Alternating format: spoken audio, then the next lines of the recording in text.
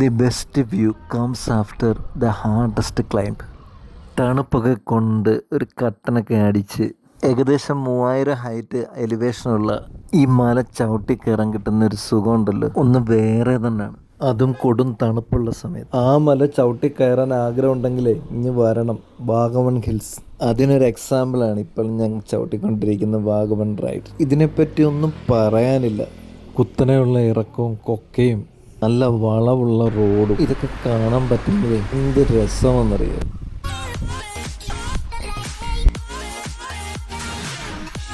ഇവിടെ വരെ എങ്ങനെ എത്തിയെന്ന് നോക്കാം.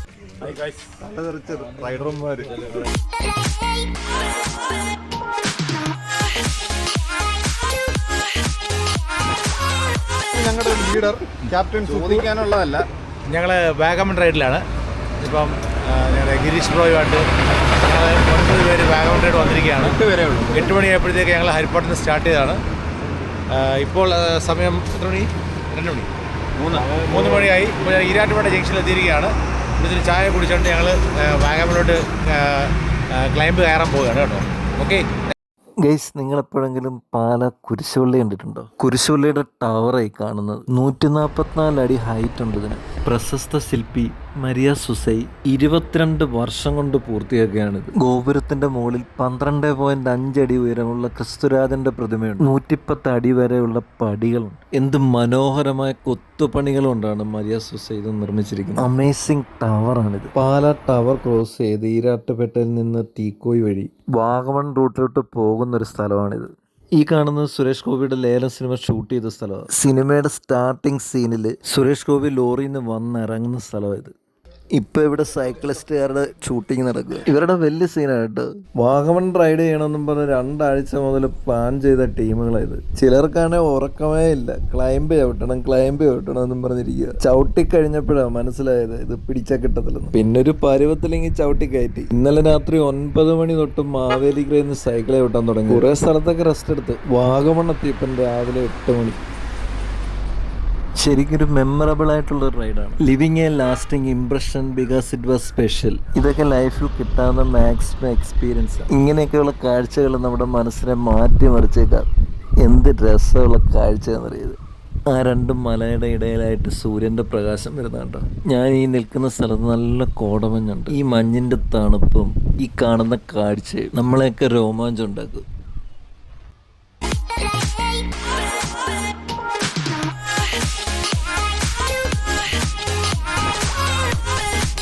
നല്ല വളമുണ്ട് കേട്ടോ. ഏതോ വണ്ടിയുടെ ഹോണൊക്കെ കേൾക്കാം. വളരെ ശ്രദ്ധിച്ച് വേണം സൈക്കിൾ ചവിട്ടി പോകാൻ. സൈക്കിള് മാത്രമല്ല, ഡ്രൈവ് ചെയ്ത് പോകുന്നത് വളരെ കെയർ ചെയ്ത് പോകണം. ഭയങ്കര ഡേഞ്ചറാണ് കേട്ടോ. നല്ല ക്ലൈമ്പുണ്ട്. ക്ലൈമ്പ് ചവിട്ടുമ്പോൾ നല്ല അണപ്പുണ്ട്.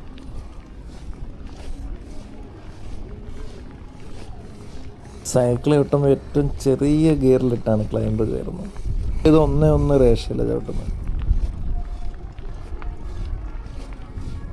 ഇങ്ങനെ ചവിട്ടുമ്പോൾ എത്ര കൊഴുപ്പായിരിക്കും ബേൺ ചെയ്ത് പോകുന്നത്.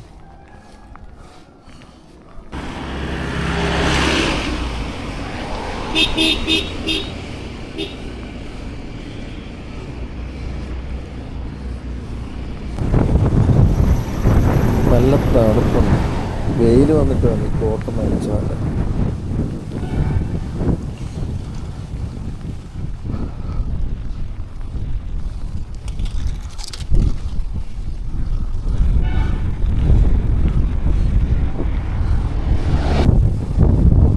നല്ല തണുത്ത കാറ്റടിക്കുന്നുണ്ട്.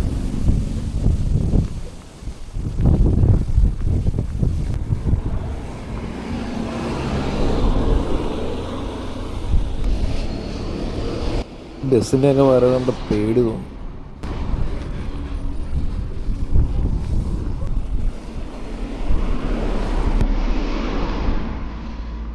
ഇനി പിള്ളേരുടെ വൈബുള്ള ഡാൻസ് കണ്ട്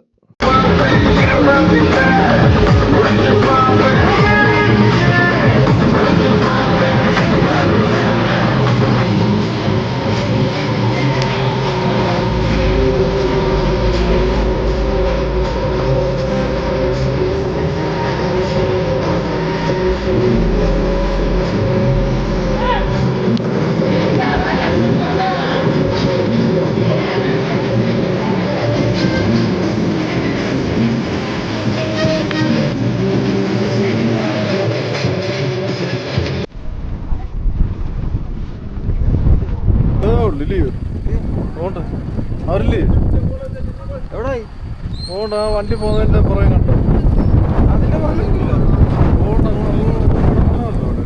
താഴെ ആയിരിക്കും ഇവിടെ കാണുമായിരിക്കും അവിടെ അല്ല അവിടുന്ന് മുകളിലോട്ട് വന്നിട്ടുണ്ട് ഞാനിങ്ങനെ വെതൊക്കെ ചവിട്ടി എന്തൊരു കിടിലും വ്യൂ, എന്ത് രസമാണെന്നറിയോ ഇവിടെ കാണാൻ. വെറുതെ അല്ല പിള്ളേരോടും തുള്ളിച്ചാടുന്നത്.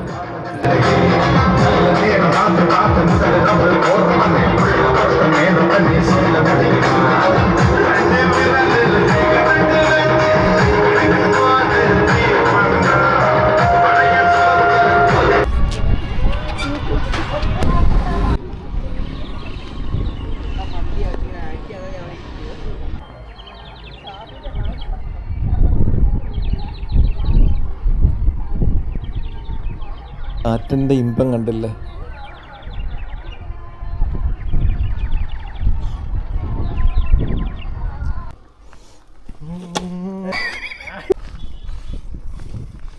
ചവിട്ടി ചവിട്ടി ഊപ്പാട് വന്നു.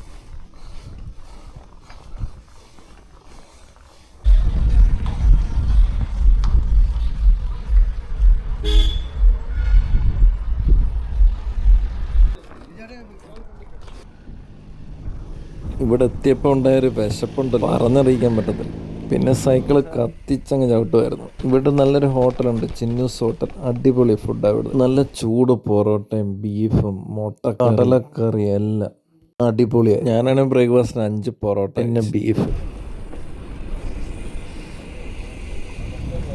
ഇപ്പം ഞങ്ങൾ മൊട്ടക്കുന്നിലെത്തി. ഭയങ്കര തിരക്ക് കേട്ടോ ഇവിടെ. മൊട്ടക്കുന്നെന്ന് പേര് മാത്രമല്ല, വെയിൽ കൊണ്ട് മൊട്ടയടിക്കും. ഈ വാഗമണിലാണെങ്കിൽ എക്സ്പ്ലോർ ചെയ്യാൻ ഒത്തിരി സ്ഥലങ്ങളുണ്ട്. പക്ഷെ ഞങ്ങളുടെ ആഗ്രഹം ഇവിടെ വരെ സൈക്കിൾ റൈഡ് ചെയ്യണമെന്നായിരുന്നു. അതങ്ങ് സാധിച്ചു. അതുകൊണ്ട് എത്രയും പെട്ടെന്ന് തിരിച്ച് വീട്ടിലേക്ക് എത്താനാണ് നോക്കുന്നത്. ഇപ്പോൾ ഇവിടുന്ന് തിരിച്ച് കഴിഞ്ഞാൽ വൈകുന്നേരം ഒരു 9 മണിയാകുമ്പോൾ എത്താം വീട്ടിൽ. കായംകുളത്തുനിന്ന് ഇവിടെ വരെ എത്താൻ 120 കിലോമീറ്റർ എടുത്ത്. തിരിച്ച് വീട്ടിലെത്തുമ്പോൾ 240 കിലോമീറ്റർ ആവും. അതുകൊണ്ട് ശരിക്കും ഒന്ന് എക്സ്പ്ലോർ ചെയ്യാതെ തിരിച്ചു പോകുക കേട്ടോ. നന്ദി, നമസ്കാരം.